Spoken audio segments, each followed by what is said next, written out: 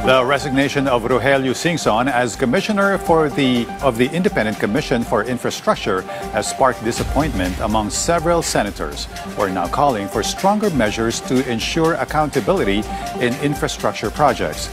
Our Luisa Erispe narrates the story. Several senators could not hide their dismay over the resignation of Rogelio Babe Singson as Commissioner of the Independent Commission for Infrastructure, or ICI. Like Senator Erwin Tulfo, who believes Singson is a great loss to the investigation. He hopes that there will be someone as credible as Singson who can replace him to investigate the flood control anomalies thoroughly. Nag-resign si Babe Singson, kumuha din sila ng isang capable pa siguro din na investigador. Napapalit sa kanya na mas na credible din, hindi yung basta-basta lang. Talagang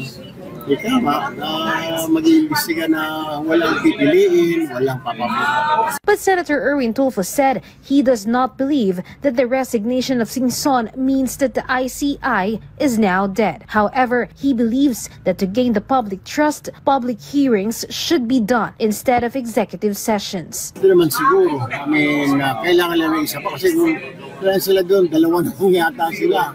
Kaya the Malacanang should appoint somebody immediately.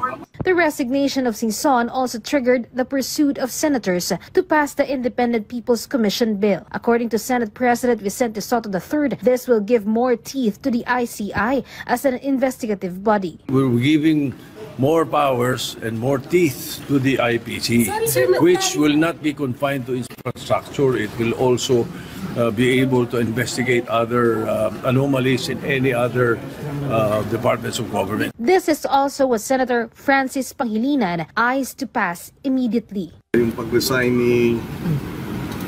ni Sec Babes is, I think, all the more dapat talagang isulong itong IPC kasi nga siya mismo nga nagsasabi na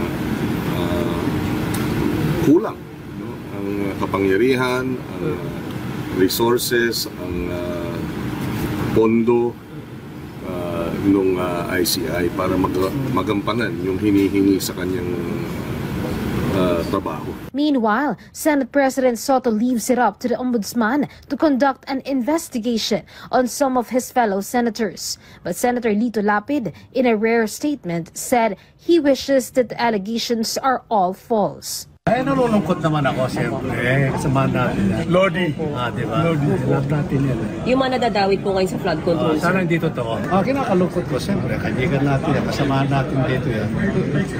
Sana mapatunayan na hindi totoo. Luisa Erispe from the National TV Network for a new and better Philippines.